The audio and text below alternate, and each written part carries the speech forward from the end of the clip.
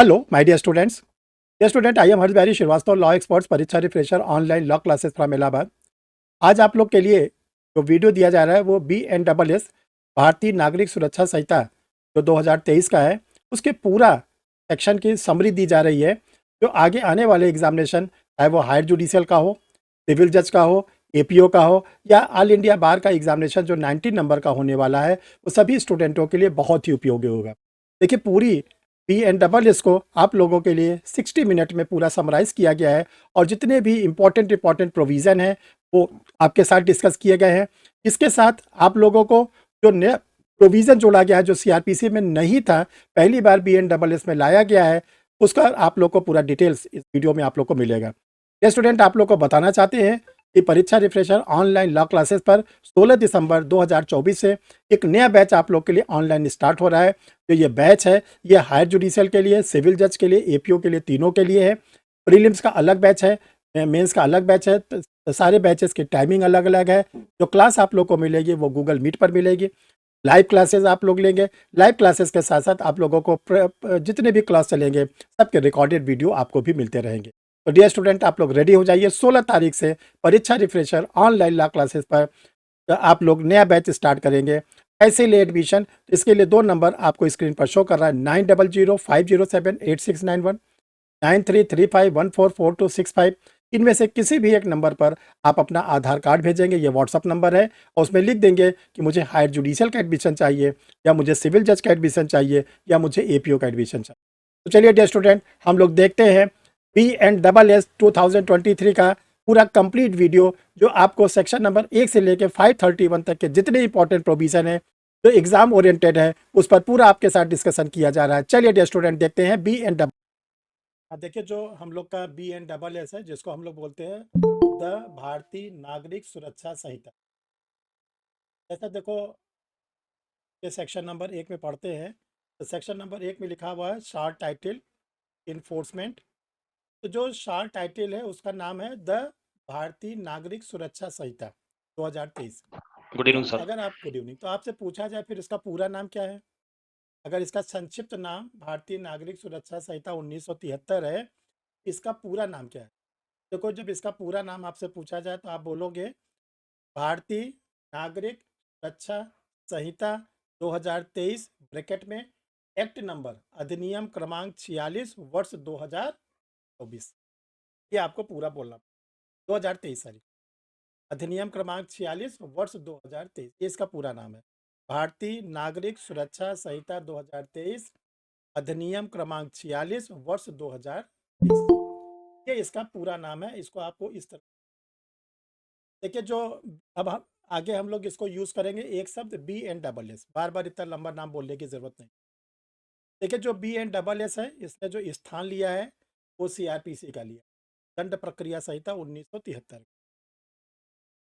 जो हमारा BNSS है ये प्रोसीजरल लॉ है, प्रक्रियात्मक विधि है, प्रोसीजर लॉ है। लेकिन प्रोसीजर लॉ होने के साथ साथ इसके कुछ जो चैप्टर्स हैं वो इसके सब्सटेंटिव लॉ के। वैसे तो पूरा हमारा BNSS प्रक्रियात्मक विधि है, लेकिन इसके कुछ चैप्टर जो हैं वो सारवान विधि के हैं, जिसको हम लोग बोलते हैं सब्सटेंटिव लॉ। तो जो BNSS है इसमें जो प्रेसिडेंट ऑफ इंडिया की कंसेंट मिली, राष्ट्रपति महोदया की इस पर स्वीकृति मिली, जिसको हम लोग बोलते हैं date of adoption of BNSS। BNSS के ग्रहण करने की तिथि वो है 26 दिसंबर 2023। 26 दिसंबर 2023 से इसको ग्रहण कर लिया, ठीक। और जो इसको लागू किया गया, इसको हम लोग कहते हैं डेट ऑफ इन्फोर्समेंट, प्रवर्तन की तिथि, लागू सर होने की तिथि 25 दिसंबर ना सर है 25 सर दिसंबर 25 है ना, 25 दिसंबर 2023। 25 दिसंबर 2023। और जो इसके प्रवर्तन की तिथि है, लागू होने की तिथि है 1 जुलाई 2024। 1 जुलाई 2024। देखिए, जो ये BNSS है इसमें टोटल 39 चैप्टर है, 39 अध्याय हैं। 39, 39 को आप लोग कैसे पढ़ोगे, 2 + 37, 2 + 37। इसको इसलिए 2 + 37 किया जा रहा है कि जो इसके 2 चैप्टर हैं ये प्रक्रियात्मक सारवान विधि के। इसके जो 2 चैप्टर हैं वो सारवान विधि के। सब्सटेंटिव नेचर के हैं। और वो कौन है? Chapter number 10, chapter number 12। Chapter number 10, chapter number 12। Chapter number 10 जो है वो भरण पोषण से है, मेंटेनेंस से है। जो चैप्टर नंबर 12 है वो पुलिस द्वारा निवारक कार्य से, निवारक कार्य से है। बाकी जो 37 चैप्टर है वो पूरा का पूरा जो है प्रक्रियात्मक भी। दो चैप्टर भले इसमें सारवान्वित के हैं, लेकिन होल BNSS को हम लोग बोलेंगे प्रोसीजर, पूरे हम लोग BNSS को बोलेंगे प्रक्रियात्मक। देखो इसमें 531 धाराएं हैं और 2 अनुसूची, 2 इसमें अनुसूचियां हैं। तो देखो अनुसूची क्या कहती है, अनुसूची क्यों बनाई गई? तो पहले तो आप ये ध्यान रखना कि इसमें 531 सेक्शन है, यानी कि जो CRPC की 484 धाराएं थी उससे इसमें धाराएं ज़्यादा हैं। CRPC में भी 2 अनुसूची थी, इसमें भी 2 अनुसूची है। तो CRPC में और BNSS में अनुसूचियां यानी शेड्यूल्स तो बराबर बराबर, लेकिन जो धारा है वो बढ़ी हुई है। और धारा इसलिए बढ़ी हुई है कि जो BNSS है इसमें हम लोगों ने कुछ नई धारा को डाला है, कुछ इलेक्ट्रॉनिक जो हमारा इंस्ट्रूमेंट है, डिवाइस है, उसको हम लोगों ने इंक्लूड किया। इसलिए जो है इसमें नई धारा जो है आने की वजह से ये सेक्शन ज़्यादा बढ़ा। देखो जो इसके 2 शेड्यूल्स हैं वो 2 शेड्यूल्स क्या कहते हैं? जो 2 शेड्यूल्स हैं अनुसूची के नाम से जाने जाते हैं, जिसको हम लोग बोलते हैं अनुसूची 1, अनुसूची 2। अनुसूची 1 जो है वो 6 कॉलम में डिवाइड है, और जो अनुसूची 1 को बनाया गया है जिसको हम लोग फर्स्ट शेड्यूल कहते हैं, ये 6 कॉलम में डिवाइड है। 6 कॉलम में इसका नाम है। पहला कॉलम है सेक्शंस, दूसरा कॉलम है ऑफेंस अपराध, तीसरा कॉलम है पनिशमेंट दंड, चौथा कॉलम है कॉग्निजेबल और नॉन कॉग्निजेबल, पांचवा कॉलम है बेलेबल और नॉन बेलेबल, और छठवां है बाय व्हाट कोर्ट ट्रायल। तो पहला कॉलम है धारा, किसकी धारा? BNS की, भारतीय न्याय संहिता की, भारतीय न्याय संहिता की। पर ऑफेंस, जो भारतीय न्याय संहिता में ऑफेंस है उस ऑफेंस का नाम दिया। ठीक, जैसे मान लीजिए चोरी है, तो चोरी जो है वो BNS में धारा नंबर 303, तो इसमें लिखा जाएगा पहले कॉलम में 303। ऑफेंस पे क्या लिखा जाएगा? चोरी। पनिशमेंट पे क्या लिखा जाएगा? 3 वर्ष का कारावास या जुर्माना या दोनों, अगर प्रथम बार किया है। द्वितीय बार किया है तो जो सेक्शन 303 में लिखा गया है वो कॉलम नंबर में भरा जाए। चौथा है कि संज्ञेय है कि असंज्ञेय है, यानी कि जो चोरी का अपराध है ये कॉग्निजेबल है कि नॉन कॉग्निजेबल, तो ये भरा जाएगा कॉलम नंबर 4 में। जो चोरी का अपराध है वो बेलेबल ऑफेंस है या नॉन बेलेबल है, जमानती है या अजमानती, कॉलम नंबर 5 बताता है। कॉलम नंबर 6 बताता है कि जो चोरी का अपराध होगा कि किस मजिस्ट्रेट की कोर्ट में चलेगा, सेशन कोर्ट में चलेगा, फर्स्ट क्लास क्या चलेगा, सेकंड क्लास क्या चलेगा, यानी जो 4 प्रकार के ट्रायल होते हैं, सेशन ट्रायल, वारंट ट्रायल, सम्मन ट्रायल, समरी ट्रायल, ये कौन सा ट्रायल चलेगा, ये बताता है कॉलम नंबर 6। जो शेड्यूल नंबर फर्स्ट है इसकी ज़रूरत एडवोकेट को पड़ती है, जजेस को पड़ती है, पब्लिक प्रोसिक्यूटर को पड़ती है, लॉ के टीचर को पड़ती है, कंपटीशन देने वाले स्टूडेंट सबको पड़ती है, क्योंकि यहीं से पता चलता है कि कौन सा ऑफेंस बेलेबल है, कौन नॉन बेलेबल है, कौन कॉग्निजेबल है, कौन नॉन कॉग्निजेबल है, और कौन सा ऑफेंस किस मजिस्ट्रेट के द्वारा या किस सेशन कोर्ट के द्वारा इसका ट्रायल चलाएगा, यानी इसको सबको जानना जरूरी। अब आता है शेड्यूल नंबर सेकंड, जिसको हम कहते हैं अनुसूची नंबर 2। देखो जो शेड्यूल नंबर सेकंड है ये BNSS ये सेक्शन 522, जो BNSS का सेक्शन नंबर 522 है उसी को एक्सपेंड किया।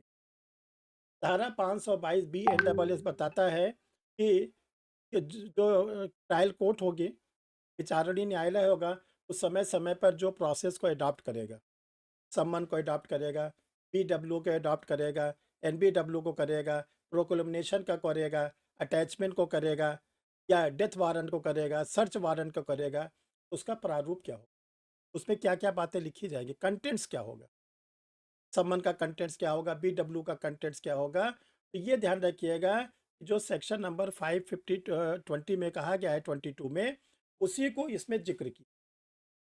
और कितने प्रोफार्मा है, कितने प्रारूप है, उनकी संख्या फिक्स है 58, 58, यानी कि 58 प्रकार के प्रारूप बताए गए अनुसूची नंबर 2 में। कि जो ट्रायल कोर्ट है वो 58 में से जो भी उसको अडॉप्ट करना है, उसके जो कंटेंट्स हैं उन कंटेंट्स को ध्यान में रखकर ही अपने क्या नाम है ऑर्डर को देगा। ये बात हो गई है शेड्यूल्स में। जब आपसे पूछा जाएगा शेड्यूल्स का मतलब क्या है, तो आप बड़े आसानी से बताइएगा। पहले शेड्यूल्स में सारे ऑफेंस का क्लासिफिकेशन किया गया है। ऑफेंस का नाम, ऑफेंस का पनिश, ऑफेंस बेलेबल है कि नॉन बेलेबल है, ऑफेंस कॉग्निजेबल नॉन कॉग्निजेबल है, ऑफेंस का ट्रायल किस, ये बात कही गई किसमें, schedule number. Schedule number second में क्या कहा गया है, जो कोर्ट्स है, जो क्रिमिनल की कोर्ट्स होती हैं, उनको जब कभी किसी एक्यूज पर्सन को बुलाना है, कभी विक्टिम को बुलाना है, कभी फॉर्मल विटनेसेस को बुलाना है, कभी इनफॉर्मल विटनेसेस को बुलाना है, तो ये सब जो बुलाने का जो प्रोसेस अडॉप्ट किया जाएगा, उसमें क्या कंटेंट, क्या उसकी क्या नाम है जो प्रारूप है उसमें क्या लिखा जाएगा, ये धारा 522 के अनुकूल बनाया गया। और इसमें कितने हैं, 58 प्रारूप दिए। ठीक। अब देखो जो हम लोग का BNSS है, इसका जो सेक्शन नंबर 2 है सबसे महत्व, सेक्शन नंबर 2 बहुत ही ज़्यादा महत्व। आपको याद करने का तरीका बता दें। देखो सेक्शन नंबर 2 में 2 सब सेक्शन है, सब सेक्शन 1, सब सेक्शन 2, उपधारा 1, उपधारा 2। जो धारा 2 की उपधारा 1 यानी सेक्शन 2 की सब सेक्शन 1 है, इसमें 26 वर्ड को डिफाइन किया गया, 26 वर्ड को डिफाइन। आप इसको याद करोगे कि सेक्शन 2 की उपधारा 1 में जो अल्फ़ाबेट के 26 लेटर होते हैं, उन्हीं लेटर के अकॉर्डिंग क्या किया गया है, वर्ड्स को डिफाइन किया। और सबसे अच्छी बात है कि जो 26 शब्द बताए गए अल्फ़ाबेट है, पहले ए वाले, फिर बी वाले, फिर सी वाले, फिर डी वाले, ई करते हुए लास्ट में डब्लू तक। ठीक।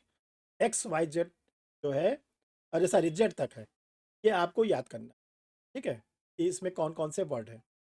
इसका जो सब सेक्शन 2 है, जो धारा 2 का उपधारा 2 है, वो ये कहता है कि जो ये 26 शब्द हैं, 26 शब्द के अलावा भी अगर BNSS पढ़ते समय कोई शब्द आता है, कोई वर्ड आता है, तो उसकी मीनिंग क्या होगी। तो ये 26 वर्ड तो की वर्ड को डिफाइन कर दिया गया है, लेकिन अभी जब हम अंदर जाएंगे तो और भी वर्ड मिलेंगे, तो उन वर्ड की मीनिंग क्या होगी, इसके लिए बोला गया है कि जो और भी इसके अलावा कोई वर्ड मिलेंगे, अगर उस एक्ट की मीनिंग BNS में बताई गई है, भारतीय न्याय संहिता में बताई गई है, या इंफॉर्मेशन टेक्नोलॉजी एक्ट में बताई गई, दो अधिनियम का एक जिक्र किया गया है, भारतीय न्याय संहिता का 2023 वाला, जो IPC को रिप्लेस करके बना है, और दूसरा एक कानून बहुत पहले से बना हुआ है जिसको हम लोग कहते हैं इंफॉर्मेशन टेक्नोलॉजी, सूचना प्रौद्योगिकी अधिनियम 2000। तो ये कहा गया अगर इन शब्दों की परिभाषा इन दोनों अधिनियमों में दी गई है, तो जो उस अधिनियम में यानी BNS में या IT एक्ट में जो भी शब्द बताया गया है उसकी परिभाषा वही मीनिंग ली जाएगी कहाँ पर, ये बात सेक्शन नंबर 2 के फर्स्ट में और 2 के सेकंड। ठीक है। अब देखिए जो ये हम लोग का BNSS बन के सामने आया, इसमें क्रिमिनल कोड का क्लासिफिकेशन की जो CRPC से काफ़ी अलग है। ये कहा गया कि जो अब BNSS में क्रिमिनल कोर्ट होगी, उनके जो सीरियल होंगे वो इस प्रकार हो। सबसे ऊपर हाई कोर्ट, उच्च न्यायालय, उच्च न्यायालय, हाई कोर्ट क्रिमिनल की original court, high court criminal की ओरिजिनल कोर्ट, ध्यान रखिएगा। हाई कोर्ट सिविल की ओरिजिनल कोर्ट नहीं, सिविल मामलों की हाई कोर्ट ओरिजिनल कोर्ट नहीं है, बल्कि सिविल मामलों की हाई कोर्ट जो है अपीलेट कोर्ट है और रिविजनिस्ट कोर्ट। ठीक। लेकिन क्रिमिनल मैटर पर मूल अधिकारिता लिए हुए, ओरिजिनल जुरिस्डिक्शंस लेकर बैठा हुआ, तो सबसे बड़ी हो गई हाई कोर्ट। उसके बाद दूसरी जो सबसे बड़ी कोर्ट है डिस्ट्रिक्ट लेवल की, वो है सेशन न्यायालय, सेशन न्यायालय। तीसरी जो कोर्ट है एडिशनल सेशन, तीन कोर्ट हो गई, पहला हाई कोर्ट, दूसरा सेशन कोर्ट और तीसरा एडिशनल सेशन। उच्च न्यायालय, सेशन न्यायालय, अपर सेशन न्यायालय, तीन प्रकार हो गए। अब आइए मजिस्ट्रेटों में, मजिस्ट्रेटों में तीन और कोर्ट हैं। पहला मजिस्ट्रेट की कोर्ट है CJM, chief judicial magistrate, chief judicial magistrate. इसकी इंग्लिश में कहते हैं, हिंदी में कहते हैं मुख्य न्यायिक दंडाधिकारी। एक जिले में एक सीजीएम होगा, एक जिले में एक सेशन जज होगा। सेशन जज भी एक होगा, सीजीएम भी एक। सीजीएम के बाद जो दूसरी मजिस्ट्रेट की कोर्ट है उसको हम लोग कहते हैं फर्स्ट क्लास जुडिस। फर्स्ट क्लास जुडिस, प्रथम श्रेणी के न्यायिक मजिस्ट्रेट। और इसके बाद तीसरे नंबर पर आते हैं second class judicial. Second class जुडिस, तो देखो इसको कैसे याद करोगे आप। इसको याद करने का सबसे अच्छा तरीका है 1+2+3 इजिकल टू 6। 6 क्रिमिनल कोर्ट हैं, 1+2+3। 1 हाई कोर्ट, 2 सेशन की, 3 मजिस्ट्रेट। 1 किसकी है? High court.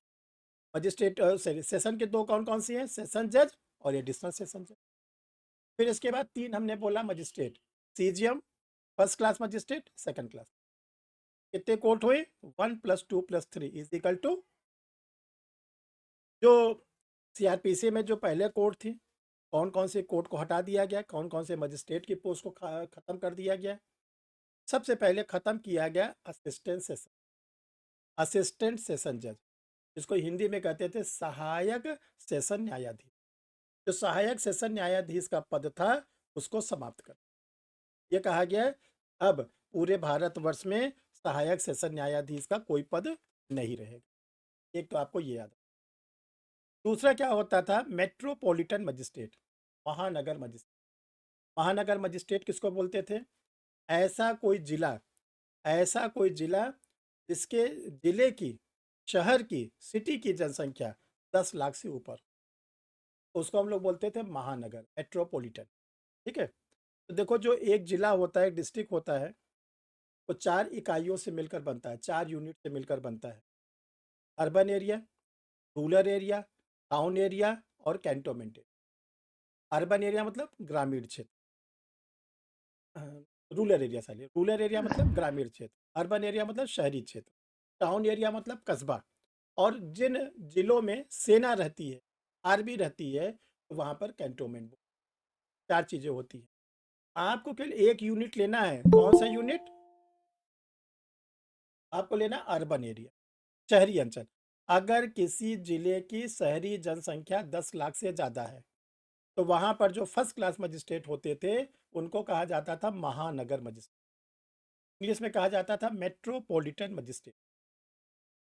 और अगर कोई जिला ऐसा है जिसके शहर की जनसंख्या 10 लाख से कम है तो वहाँ पे जो फर्स्ट क्लास मजिस्ट्रेट होते थे उनको कहा जाता था ACGM, additional chief judicial magistrate. पहले फर्स्ट क्लास मजिस्ट्रेट के 2 नाम थे। अगर मेट्रोपॉलिटन में है तो मेट्रोपॉलिटन में उनको बोला जाता था मेट्रोपॉलिटन मजिस्ट्रेट, महानगर मजिस्ट्रेट। नॉन मेट्रोपॉलिटन में है तो उनको बोला जाता था एसीजीएम, एडिशनल चीफ जुडिशियल। लेकिन जो हम लोग का अभी है, मेट्रोपॉलिटन वर्ड को हटा दी और मेट्रोपॉलिटन मजिस्ट्रेट, जब हम लोग सीआरपीसी पढ़ते थे, और जजेस, सेशन जज और मेट्रो, इनको हटा दी। इनके हटाने के बाद अब हमारे पास क्या हो गए? 1+2+3। अब देखिए जो ये जजेस हैं ये क्या कर सकते हैं, इनको क्या जुरिस्डिक्शंस मिला हुआ है। ध्यान रखिएगा, जो सबऑर्डिनेट कोर्ट तो हम लोग कहते हैं जिला न्यायालय, बोलचाल में आप बोलते हो बहुत दिनों से कचहरी, लेकिन आप कतई मत बोलो, तो आपको समझाने, कचहरी फुली रॉन्ग वर्ड। ये ध्यान रखिएगा, उसमें जितने जजेस बैठते हैं डिस्ट्रिक्ट, सबके, डिस्ट्रिक्ट कोर्ट का कोई भी जज लॉ को इंटरप्रिटेट नहीं कर, व्याख्या नहीं, पावर नहीं, विधियों का निर्वचन करने की विधियों को निर्वचन करने की शक्ति जो हुई है वो केवल और केवल मिली हुई honourable high court, honourable district court के जजेस के। सिविल मैटर में, क्रिमिनल मैटर में फिक्स है कितना से ज़्यादा आप वर्क नहीं कर सकते, इससे ज़्यादा आपका जुरिस्डिक्शंस नहीं है, आपका क्षेत्राधिकार। अब क्वेश्चन ये उठता है कि हाई कोर्ट, सेशन कोर्ट या जो कोर्ट है, ये कितना पनिशमेंट, कितना दंड दे सकते? इस पर 2 सेक्शन रन करते, सेक्शन 22, सेक्शन 22, सेक्शन 23। देखो सेक्शन 22 कहती है हाई कोर्ट और सेशन कोर्ट क्या दंड दे।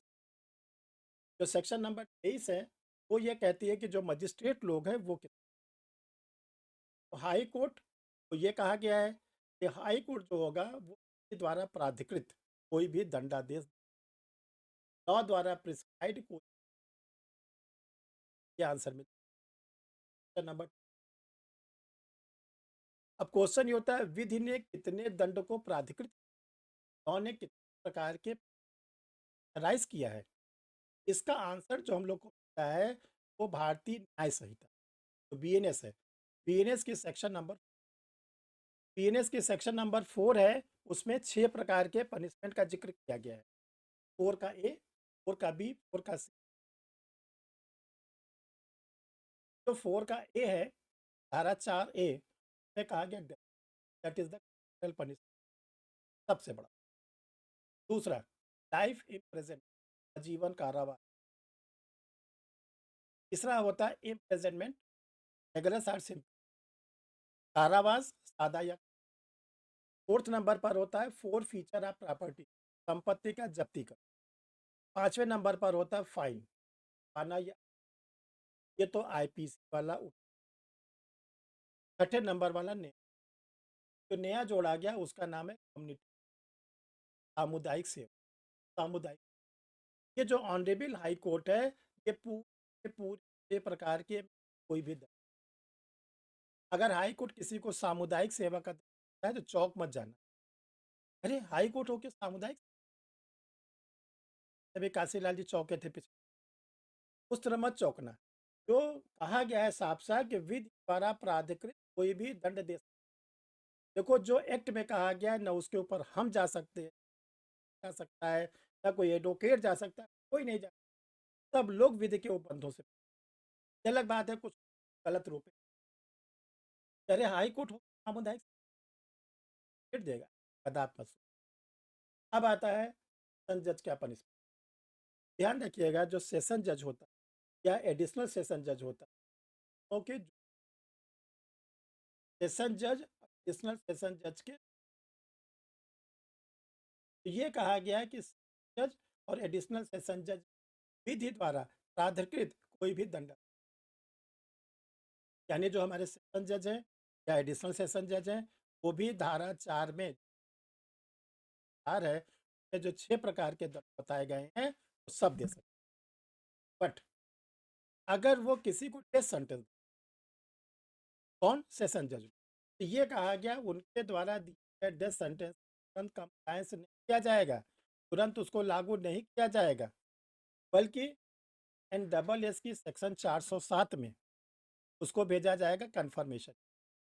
सेशन जज द्वारा एडिशनल द्वारा अगर किसी डेथ सेंटेंस दिया जाता है डेथ सेंटेंस को वो स्वयं जज साहब चाहे सेशन जज वाले जज साहब हो चाहे एडिशनल सेशन जज वाले जज साहब वो भेजेंगे अपने स्टेट के हाई और उसका नाम क्या होगा सबमिशन फॉर डेथ सेंटेंस दंडादेश का पुष्टिकरण के मैंने एक व्यक्ति को मृत्युदंड की सजा दिया है आप इसका अगर कंफर्मेशन करना चाहते हैं तो कर दीजिए या जो भी आप करना चाहते 400 से हाई कोर्ट में और सेशन जज में यही अंतर। हाई कोर्ट अगर किसी को डेथ सेंटेंस देगा तो कोई कंफर्मेशन बट अगर session court additional session court किसी को डेथ सेंटेंस देगा 100%। ये तो बात हो गई क्या नाम है सेशन कोर्ट और हाई कोर्ट। अब आता है मजिस्ट्रेट। देखिए जो मजिस्ट्रेट लोग हैं सबसे पहले आता है सीजीएम का नाम। सीजीएम कितना दंड दे सकते तो सीजीएम के लिए कहा गया है कि वो जो सीजीएम महोदय है वो डेथ सेंटेंस नहीं लाइफ इम्प्रिजनमेंट नहीं देंगे और 7 वर्ष से ऊपर का कोई ये तो कहा गया न देने वाला है कौन कौन सा दंड नहीं देंगे मृत्युदंड नहीं आजीवन कारावास नहीं देंगे और 7 वर्ष के ऊपर। तो प्रश्न उठता है फिर देंगे क्या तो वो देंगे 7 वर्ष के नीचे का कारावास जुर्माना नॉट डिफाइड कोई भी जुर्माना लगा सकते या दोनों या दोनों क्या सीजीएम कम्युनिटी सर्विसेज दे सकते क्या सीजीएम सामुदायिक सेवा जी सर, दे सकते दे हैं। सकते दे सकते यस सर, दे सकते हैं। जी सर, दे सकते हैं। आप हैं। अब आता है फर्स्ट क्लास मजिस्ट्रेट। देखो जो फर्स्ट क्लास मजिस्ट्रेट जिनको हमने बोला एसीएम कहलाते हैं, मेट्रोपॉलिटन तो नहीं, इनके लिए कहा गया है कि जो फर्स्ट क्लास मजिस्ट्रेट ये 3 वर्ष तक का कारावास या 50,000 रुपए तक का, या दोनों, या ध्यान रखिएगा, कभी भी अगर किसी व्यक्ति को सामुदायिक सेवा किया जाएगा, जुर्माना नहीं लगाया जाए। ये सामुदायिक सेवा को अलग से बता, पहले बताया गया 3 वर्ष का कारावास या 50,000 रुपया जुर्माना, या दोनों, या सामुदायिक, यानी कि सामुदायिक सेवा में कभी भी कम्युनिटी में कभी भी फाइन। अब आते हैं सेकंड क्लास। तो ये कहा गया कि जो सेकंड क्लास मजिस्ट्रेट है 1 वर्ष तक का कारावास या 10,000 रुपए तक का जुर्माना, या दोनों, या सामुदायिक। 1 वर्ष तक का कारावास या 10,000 रुपये तक का जुर्माना, या दोनों, या सामुदायिक। जल्दी से जल्दी धारा 22 और धारा 23 याद कर लो। अब देखिए जो हम लोग के BNSS में क्या क्या चीज़ें और आई हैं। सबसे ज़्यादा इम्पोर्टेंट चीज़ें आई हैं लॉजिंग ऑफ, जो पहले FIR सेक्शन सर 154 में होती थी RPC। सर क्या हुआ बता। सर फर्स्ट क्लास मजिस्ट्रेट कितना जुर्माना दे सकता है सर?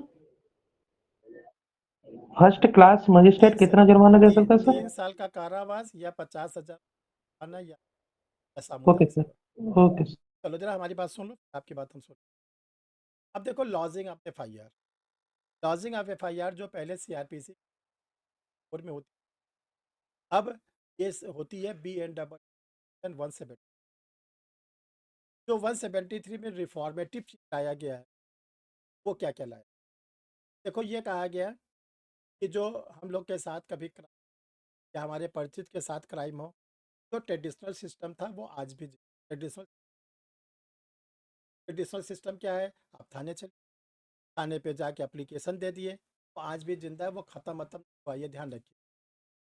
क्या क्या रिफॉर्मेटिव चीज़, पहली चीज़ ये कहा गया है, कभी अगर आप अपनी एप्लीकेशन को लेकर ऐसे थाने तो जुर्म तो क्षेत्राधिकार नहीं रखते, और ये शिकायत मिलती थी कि पुलिस वाला डांट डपट जाओ मेरे थाने, उसके लिए अब हम लोग को 173 को FIR, 0 FIR में कहा गया अगर कोई व्यक्ति, पीड़ित व्यक्ति अधिकारिता विहीन थाने पर जाएगा, जुरिस्डिक्शंस न रखने तो वो पुलिस स्टेशन चार्ज होगा, स्टेशन का चार्ज अदा कर देगा, वो उसको प्राथमिक उपचार दिलाएगा तो उसके साथ प्रॉब्लम हुई, और उसके बाद फिर उसके सर को जुरिस्डिक्शंस रखने वाले को ट्रांसफ़र, इसको 0 FIR इसलिए कहते हैं, मिला है पर कोई क्राइम नंबर, कोई FIR वहाँ पे लॉज नहीं न, ठीक है। जब क्राइम नंबर नहीं पड़ता तो FIR नहीं लॉज होती, बस उसको प्राथमिक उपचार देके जो अधिकारिता वाला न्यायालय है वहाँ पर क्या कर सकता है, ट्रांसफ़र कर, वहाँ पे जाके आपकी FIR आगे। दूसरी समस्या ये आती थी हम लोग ये कहते थे हम थाने गए, हमारी FIR नहीं, पुलिस ने डांट डपट के भगा दिया, पुलिस पैसा मांग रही, तरह तरह के हम लोग आरोप प्रत्यारोप लगाए, ऑनरेबल सुप्रीम कोर्ट के भी। इसी पर सुप्रीम कोर्ट ने ललिता कुमारी के कहा था कि FIR लॉस करना, जो FIR है वो बाध्यकारी, आपको FIR लॉस करना। इसके बाद भी पुलिस वाले ये बात सब, तो अब की बार BNSS में ये कहा गया अगर आपकी पीड़ा इस वाला नहीं लिखा है, आप इसको क्या करो, इलेक्ट्रॉनिक, जो भी आपके पास इलेक्ट्रॉनिक सिस्टम है, आप मोबाइल यूज़, टैबलेट यूज़ करते हैं, जो भी आप यूज़ करते उससे आप, इसको कहा गया इलेक्ट्रॉनिक FIR। और ये कहा गया अभी अगर आपको ये लगता है जो एक्यूज पर्सन हमको घेर लिए, हम घर से बाहर नहीं निकल पा रहे, कैसे थाने जाए, उसके लिए भी कहा गया आप इलेक्ट्रॉनिक एफआईआर दर्ज करें। लेकिन एफआईआर इलेक्ट्रॉनिक एफआईआर दर्ज करने कहा गया कि जिस समय आपने इलेक्ट्रॉनिक एफआईआर दिया उससे आप 72 घंटे 22 आवर्स के अंदर थाने पर जाके उसका प्रिंट लेकर उसकी एफआईआर की कॉपी अपने पास ले ली। अब देखो एफआईआर लॉस करने का तरीका क्या है, रिटन फॉर्म में आता वो। दूसरा क्या है कि अगर आपको थाने की जानकारी, आप अपनी जीरो एफआईआर करा सकते हैं। आपको थाने की जानकारी है तो आप पोर्टल पे भी डाल सकते हो। अब इलेक्ट्रॉनिक एफआईआर भी आ गई है और रिटन भी। ये नया लोग के लिए एक चीज़।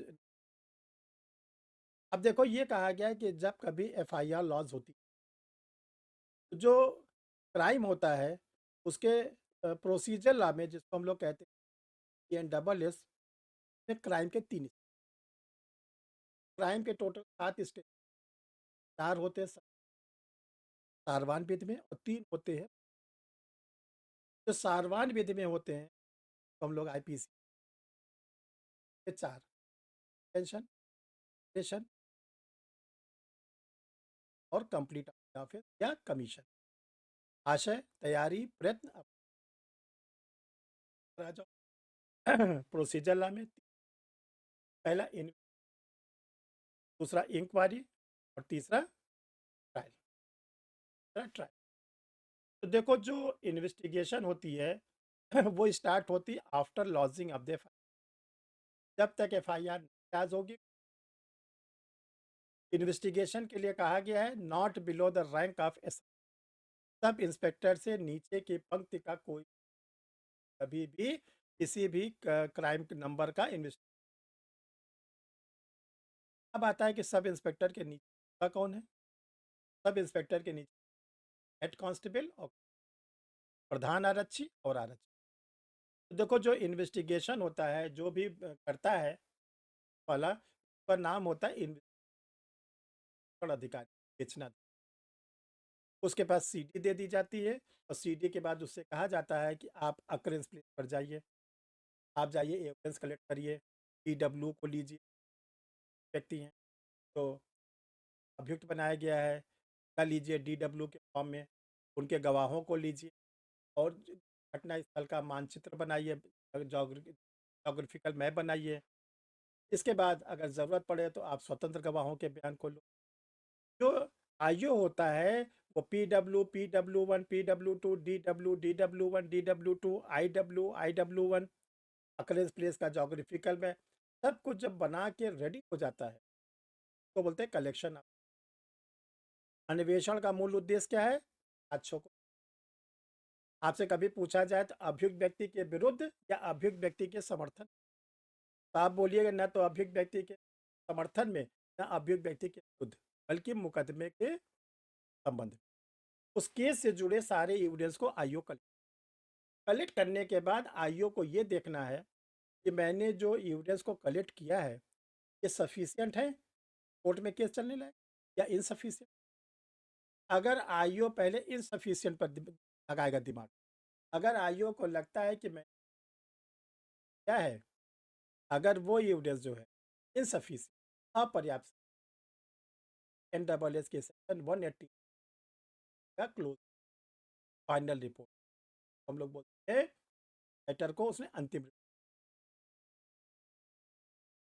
दूसरी ओर अगर इन्वेस्टिगेटिंग ऑफिसर्स को लगता है कि मैं क्या है, वो एविडेंस क्या है, सफिशिएंट, पर्याप्त है, तो 190 में चार्जशीट लगा आरोप पत्र।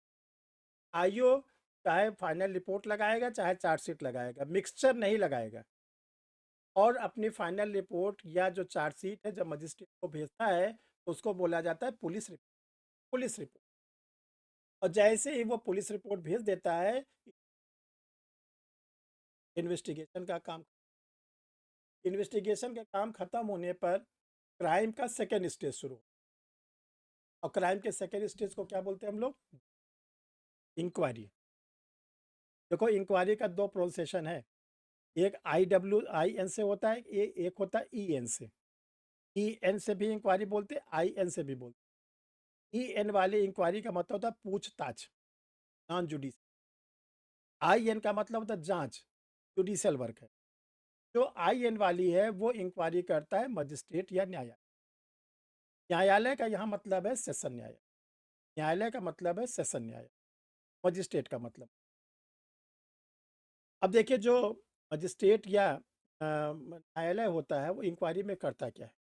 इंक्वायरी में ये करता है कि जो पुलिस रिपोर्ट आई है मेरे चार्जशीट के फॉर्म, आईओ ने तो अपने तरफ से एक्यूज पर्सन के अगेंस्ट चार्जशीट लगा दी। आईओ ने मान लिया कि इन लोगों ने अपराध किया। मैं जज हूँ, मैं मजिस्ट्रेट हूँ, मैं अपनी निगाह से देख, तो ये कहा गया कि जो मजिस्ट्रेट या जजेस होते हैं उनको बोला गया प्राइम एफएसआई, प्रथम दृष्टया अपराध को देखिए। क्या अभियुक्त व्यक्ति के विरुद्ध सच में कोई मामला बन रहा है कि नहीं बन रहा है, कि जबरदस्ती आईओ ला के डाल।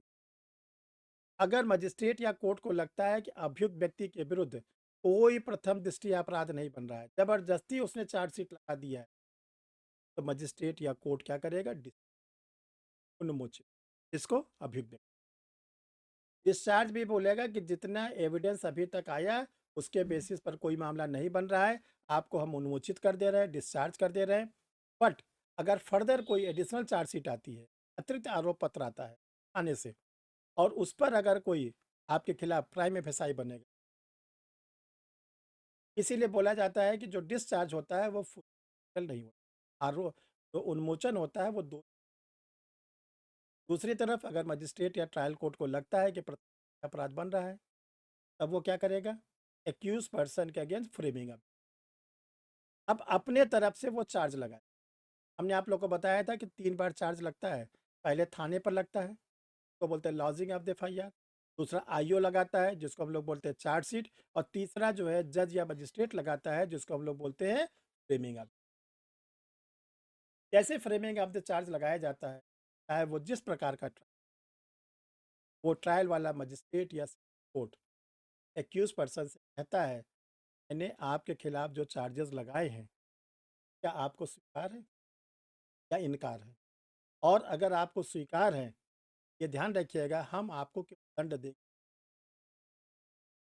अगर इतना समझाने के बाद भी एक्यूज पर्सन कहता है हम मुझसे गलती हो गई, मैंने, तो आप लोग को पढ़ाया गया है द प्ली ऑफ गिल्टी, दोषी होने का। सीआरपीसी में क्रिमिनल लॉ में हम लोग पढ़ते हैं plea of guilty, Indian evidence act में पढ़ते हैं कन्फेशन। अगर वो एक्यूज पर्सन गिल्ट कर लेता है, कन्फेशन कर लेता है, तो मजिस्ट्रेट या सेशन कोर्ट है वो दंड, और दंड देने के बाद ट्रायल। दूसरी ओर अगर वो एक्यूज पर्सन कहता है कि नहीं मुझे झूठा फंसाया गया, मैं डिफेंस लाना चाहता हूँ, मैं मुकदमा लड़ना चाहता हूँ, देन ट्रायल। जो ट्रायल है आप लोग को बताया गया 4 प्रकार, trial, warrant trial by magistrate, summon trial by magistrate, और समरी ट्रायल।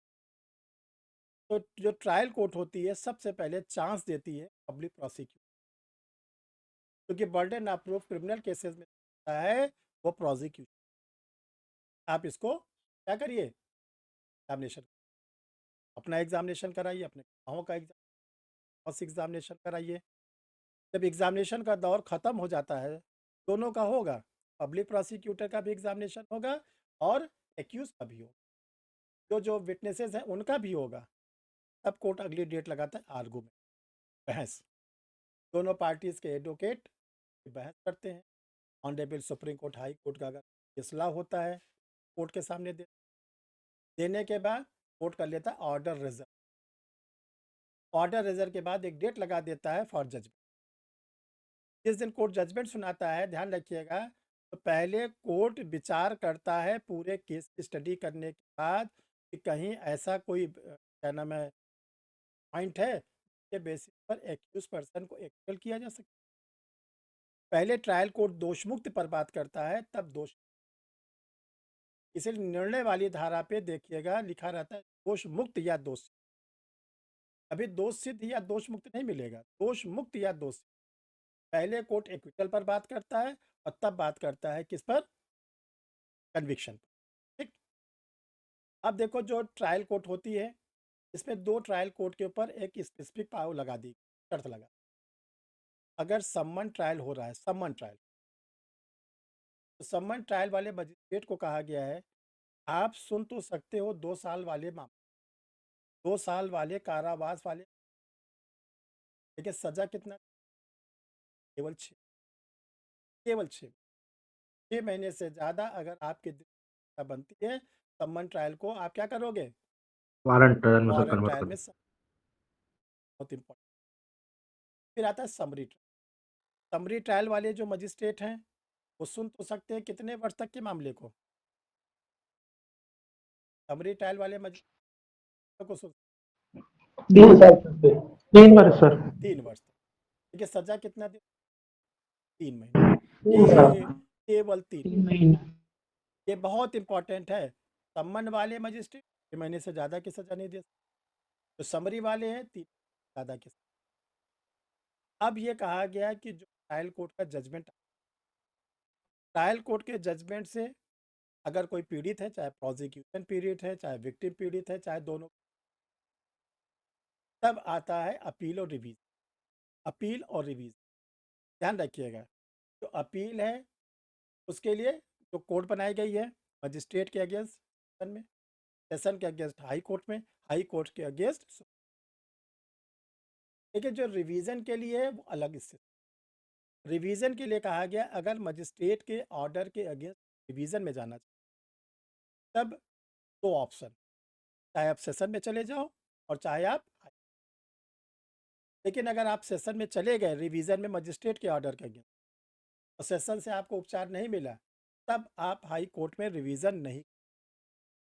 सबसे बड़ा टेक्निकल पॉइंट। अब अगर सेशन कोर्ट के अगेंस्ट आप रिवीजन में जाना चाहते हैं, आपके पास एक विकल्प, वो विकल्प क्या है? High supreme court revisionist court नहीं, सुप्रीम कोर्ट पुनरीक्षणीय न्यायालय की याद है। अपील के लिए 3 ग्राउंड्स बताए गए हैं, मिस्टेक ऑफ फैक्ट्स, तथ्य की भूल, मिस्टेक ऑफ लॉ, विधि की भूल, तीसरा बियॉन्ड द जुरिस्डिक्शन क्षेत्र, यानी जो सेशन कोर्ट को जितनी अधिकारता मिली है मजिस्ट्रेट से ज़्यादा वो काम कर गए। रिवीजन के लिए कहा गया 3 ग्राउंड, अशुद्धता, अनियमितता। जब हम लोग रिवीजन फाइल करते हैं, केस का नाम होता है पुनरीक्षणकर्ता बनाम प्रत्युत्तरदाता, रिविजनिस्ट बनाम रेस्पोंडेंट। जब हम लोग अपील फाइल करते हैं, तब हम लोग का नाम होता है अपीलांट वर्सेस अपीलार्थी प्रत्युत्तरदाता, ठीक। और जिस कोर्ट में हम लोग देते हैं उस कोर्ट का नाम हो जाएगा अपीली। पुनरीक्षण देंगे तो पुनरीक्षण, ठीक। ये आप लोग को इसको याद रखना। अब इसमें एक चीज़ और सबसे इम्पोर्टेंट है, वो इम्पोर्टेंट ये है कि जो सबसे पॉपुलर था सीआरपीसी में 482, सीआरपीसी की जो धारा 482 थी बहुत पॉपुलर थी, inherent power of the high court in criminal case, उच्च न्यायालय में उच्च न्यायालय की अंतर्निहित शक्ति आपराधिक, जो अब कन्वर्ट होके 528, 528। इसमें जो चेंजेस किया गया है वो चेंजेस ये किया गया है कि जो हाई कोर्ट है वो चाहे तो सो मोटो भी इनहेरेंट पावर को यूज़ कर, यानी अगर पीड़ित व्यक्ति हाई कोर्ट के सामने अंतर्निहित शक्ति के लिए कोई रिट नहीं फाइल करता, लेकिन हाई कोर्ट के संज्ञान में अगर कोई मैटर ऐसा आता है तो हाई कोर्ट को ये पावर दिया गया है, अब वो सो मोटिव भी एक्शन ले सकता है। तो आप लोग के एग्जामिनेशन में अगर पूछा गया कि जो हाई कोर्ट की इनहेरेंट पावर है उसको कैसे यूज़ किया जाए, ए पीड़ित व्यक्ति के प्रार्थना पत्र पर या याचिका पर, बी हाई कोर्ट के स्वतः संज्ञान पर, सी दोनों, डी इनमें से कोई नहीं। दोनों। दोनों। ये तो दोनों बताओगे, ठीक ना। तो ये ध्यान रखिएगा, इसको बोल दिया गया है हाई कोर्ट अब सो मोटो एक्शन भी ले सकता है। और ये कौन सी धारा है? 528, 528 याद रखिए। देखो अभी हमने आप लोग को 6:15 बजे क्लास में एक चीज़ बताया था, तो फिर से रिवाइज कर, जो कि नए लोग हैं बहुत ध्यान से इसको सुनो, आप जो बताने जा रहे हैं। देखो जो सीआरपीसी के अंतिम सेक्शन, सीआरपीसी के अंतिम सेक्शन है तो हम लोग कहते हैं 501, इसका नाम है निरसन और व्यावृत्ति, निरसन और व्यावृत्ति। मैं नई चीज़ क्या बताने जा रहे हैं इसको ध्यान से सुनो। पुरानी चीज़ तो ये है कि निरसन का मतलब होता है पुराने वाले अधिनियम के जिन बातों को नहीं। और देखो निरसन और व्यावृत्ति की धारा आती कहाँ है? निरसन और व्यावृत्ति की धारा वहाँ आती है जब कभी किसी एक्ट को पूरा का पूरा रिप्लेस करके कोई नया एक्ट बना। जब पुराने वाले अधिनियम को हटाकर कोई नया अधिनियम, तभी आता है निरसन और व्यावृत्ति। इसका मतलब क्या होता है? जो पुराना वाला एक्ट था उसकी जिन जिन चीज़ों को हम लोगों ने छोड़ दिया, नहीं लिया, नहीं स्वीकार किया नए वाले में, तो उसका नाम होता है निरसन। रिपेल कर दिया, हटा दिया गया। पुराने वाले अधिनियम की जिन जिन चीज़ों को हम लोगों ने ले लिया उसको कहते हैं व्यावृत्ति, सेविंग, बचा लिया। जैसे कोई पुराना मकान है, पुराना मकान को अगर हम उसका रिनोवेशन कराते हैं, नवीनीकरण कराते हैं, काफ़ी चीज़ बचा लेते हैं नहीं? तो बच गया वो व्यावृत्ति है, जो खत्म हो गया वो निरसन है। तो देखो जो धारा 531 है इसमें दो उपधारा है। पहली उपधारा कहती है कि दंड प्रक्रिया संहिता 1973 निरसित, यानी कि जो सीआरपीसी हम लोग पढ़ते थे अब निरसित हो। किस डेट से? 1 जुलाई 2024 से दंड प्रक्रिया संहिता अब निरसित, यानी कि अब 1 जुलाई 2024 से कोई भी मामला सीआरपीसी के तहत अब रजिस्टर्ड नहीं किया थाने पर कोई भी एफआईआर लॉज नहीं आएगी। और न एडवोकेट 1 जुलाई 2024 से मजिस्ट्रेट की कोर्ट में कोई कंप्लेंट फाइल करेंगे सीआरपीसी। इसका मतलब होता है निरसन और व्यापक। ठीक है। क्वेश्चन ये आता है 1 जुलाई 2024 के पहले, यानी 30 जून 2024 को जो मामला थाने पर एफआईआर हुई थी उसका इन्वेस्टिगेशन हो रहा है। जो मामले का इन्वेस्टिगेशन हो चुका है मजिस्ट्रेट अभी जांच कर रहा है। जो मामला मजिस्ट्रेट जांच करके उसमें फ्रेमिंग ऑफ द चार्ज बना दिया उसका ट्रायल चल रहा है। जो मामला ट्रायल हो चुका है उसकी अपील और रिवीजन चल रही है। और आ गया 1 जुलाई, यानी 30 जून तक अभी कोई ऐसा मैटर है जो अंडर इन्वेस्टिगेशन है, अंडर इंक्वायरी है, अंडर ट्रायल है, अंडर अपील है, अंडर रिवीजन है। उसका क्या होगा? धारा 2 की, धारा 531 की धारा 2 के खंड ए, ध्यान रखिएगा, धारा 531 की धारा 2 का ए, 531 सबसेक्शन 2 क्लॉज ए, ये कहा है कि जो मैटर 30 जून 2024 तक अगर पेंडिंग था, जिस तरह पेंडिंग था और 1 जुलाई लग गई, वो चलेगा सीआरपी। अगर 30 जून 2024 को कोई अन्वेषण विचाराधीन है, कोई जांच अभी विचाराधीन है, कोई ट्रायल अभी विचाराधीन है, कोई अपील विचाराधीन है और कोई रिवीजन विचाराधीन, तो वो भले 1 जुलाई आज लग गया, 2 जुलाई आ गया, 3 जुलाई आ गया, अब वो चलेगा किससे? सीआरपीसी। जितने भी क्रिमिनल कोर्ट्स हैं, हाई कोर्ट, सेशन कोर्ट, मजिस्ट्रेटों के कोर्ट, उनके पास दो दो तरह। एक मैटर उनके सामने है 30 जून 2024 वाला, 1 जुलाई 2024 जो सीआरपीसी कर रहा है। और दूसरा मैटर ये है कि जो 1 जुलाई से एफआईआर हुई, 1 जुलाई के बाद जिसका इन्वेस्टिगेशन हुआ, वो मामला। लेकिन अगर कोई केस 1 जुलाई 2024 को होता है, ठीक, तो वो चलेगा BNSS। ठीक, ये चीज़ आप लोग को बहुत इंपॉर्टेंट सेक्शन याद रखिएगा, 531 सर सब सेक्शन 2 क्लास ए, और 531 सर जो उपधारा 2 और खंड ए, 531 का 2 और खंड ए, इसको हम लोग बोलते हैं कि वो चलेगा उसी से जो पहले से रजिस्टर। चलिए बोलिए किसको क्या। सर और जो 30 जून को जो मुकदमा दर्ज होगा वो तो सीआरपीसी के तहत दर्ज होगा ना? और इतने देर से क्या बता रही, ये तो बता, 1 जुलाई 2024 जो केस सीआरपीसी है वो चलेगा सीआर, चाहे वो इन्वेस्टिगेशन का, चाहे वो इंक्वायरी का मैटर। 1 जुलाई से जो चलेगा क्राइम होगा वो BNSS। सामने क्या समझ में आया?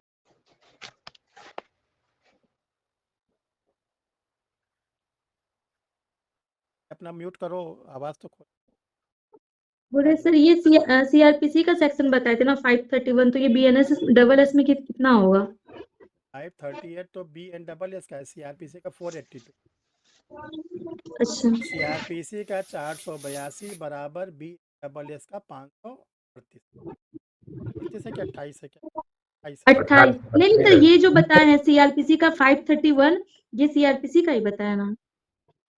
नहीं, बी एन डबल एस में टोटल 530 बस। अच्छा योगेंद्र समझ में आया? सर ये हाई कोर्ट में आपने जो बताया फौजदारी फौजदारी क्रिमिनल की ओरिजिनल कोर्ट है, इसका क्या मतलब हुआ सर? जो मामले हाई कोर्ट में क्रिमिनल के हम लोग सीधे ले जाते हैं। हाई कोर्ट में कौन से क्रिमिनल के मैटर हम लोग सीधे ले जाते हैं? इनहेरेंट 528 में ले जाओगे ना। जी जी दूसरा ट्रांसफर एप्लीकेशन कहाँ जाएगी? सीधे कोर्ट ले जाओ। जी जी तो जो मैटर हम लोग सीधे हाई कोर्ट ले जा सकते हैं तो कहते हैं हाई कोर्ट का ओरिजिनल।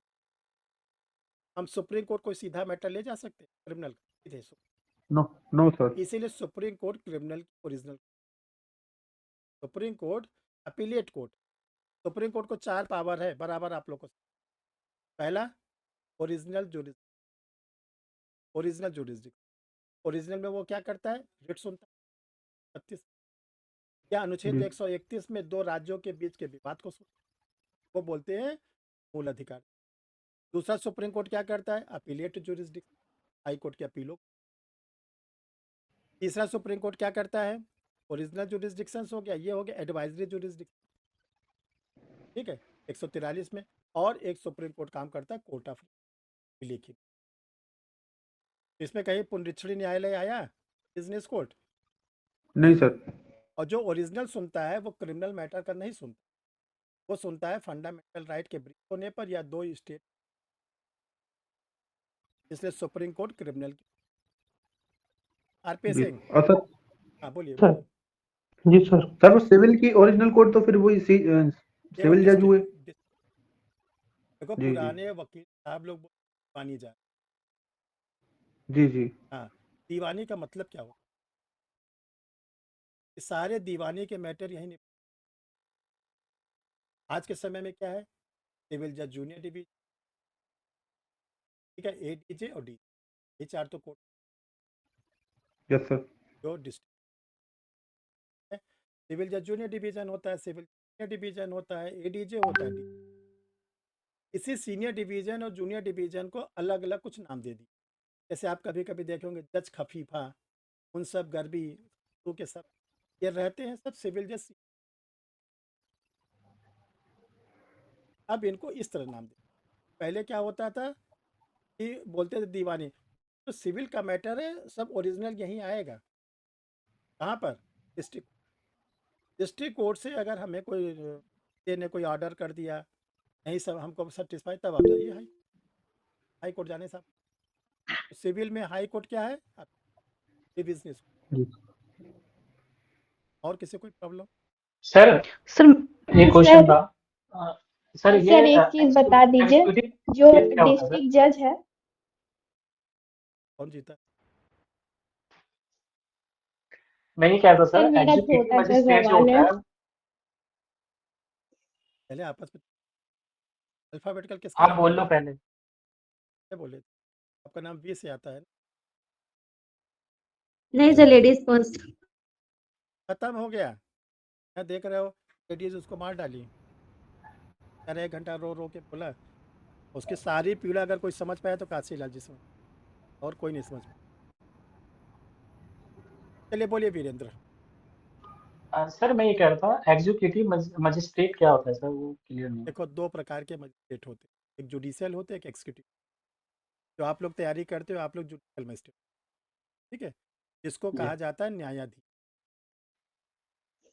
दूसरे जो सिविल सर्विस से आते हैं, चाहे वो आईएएस ऑफिसर्स के रूप में आते हैं चाहे पीसीएस ऑफिसर, उनको हम लोग बोलते हैं एग्जीक्यूटिव मजिस्ट्रेट।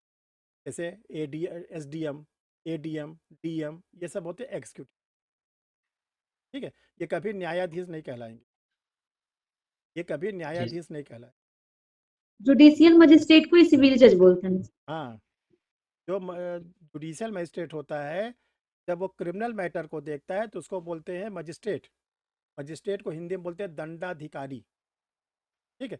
जब वो सिविल मैटर को सुनता है तो उसको बोलते हैं सिविल जज। और चाहे वो मजिस्ट्रेट का काम करे चाहे सिविल जज का काम करे, दोनों स्थिति में वो रहेगा जज, न्यायाधीश। और किस कोई प्रॉब्लम हो गया? सर मेरा एक क्वेश्चन है बोलिए बोलिए। सर, प्ली बार्गेनिंग से रिलेटेड। ये सर पहले जैसे कि सीआरपीसी में था, ये 1/2 और 1/4 था, इसमें एक क्लॉज और जोड़ा गया है जिसमें ये डी क्लॉज, तो वो 1/4 था 1/6 है, ये मेरा क्लियर नहीं हुआ है। देखिए, अगर ये कोई नोट्स में भी फर्स्ट ऑफेंडर एक्ट का है, अगर वो उसने पहली बार किया है तो उसके 1/4 को यस सर 1/4 तक दिया जा सकता है, 1/4। यस ठीक है। सर, लेकिन इसमें 1/6 भी है डी वाले क्लॉज में। हाँ तो पहले सुनो अभी तो।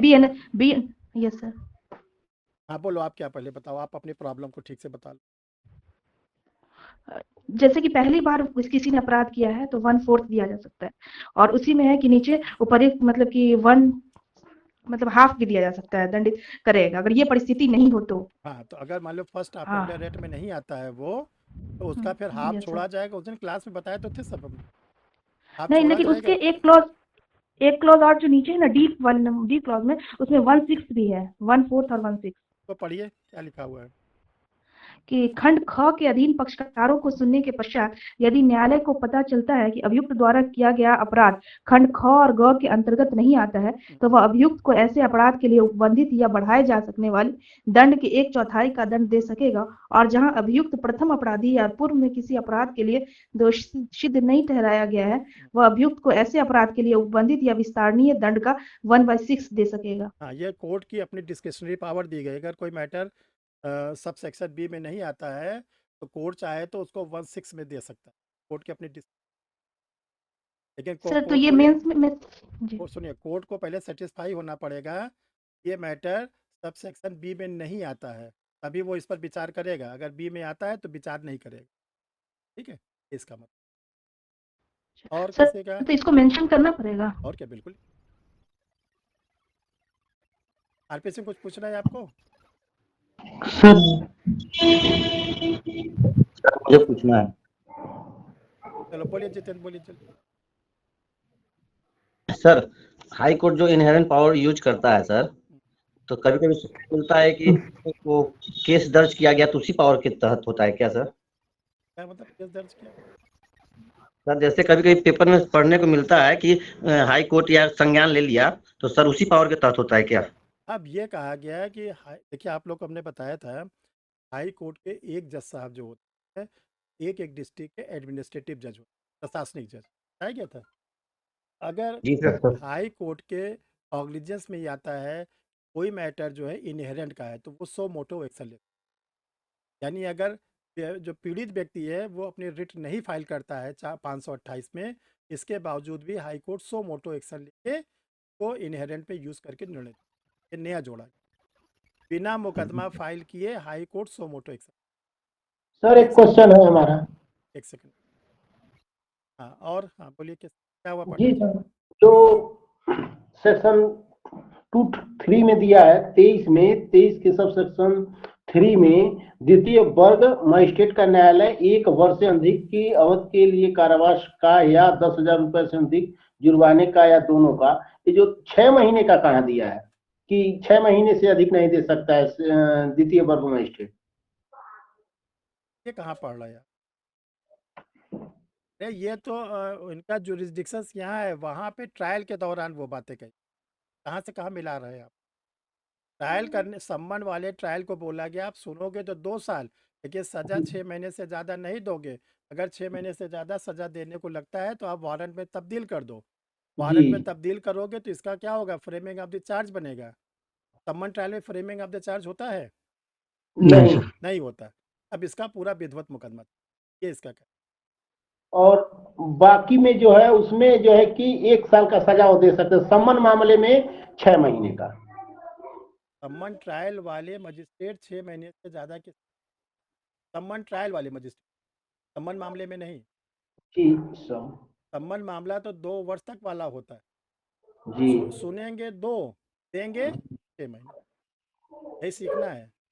सुनेंगे 2, जैसे मान लीजिए आपने अपने गार्जियन से 2000 रुपया मांगा, लेकिन वो जी 100 रुपया दिए। जी मांगा तो 2000 था ना, जी दिए 100 रुपया। ऐसे आप 2 साल तक का मामला उनको सुनाओगे, लेकिन वो 2 साल के मामले को सुनने के बाद अधिक से अधिक सजा देंगे तो 6 5 महीने की दे सकते हैं, 4। अगर 6 से ज़्यादा देना होगा, सम्मन ट्रायल को वारंट ट्रायल में वो परिवर्तित। ठीक है। ठीक है।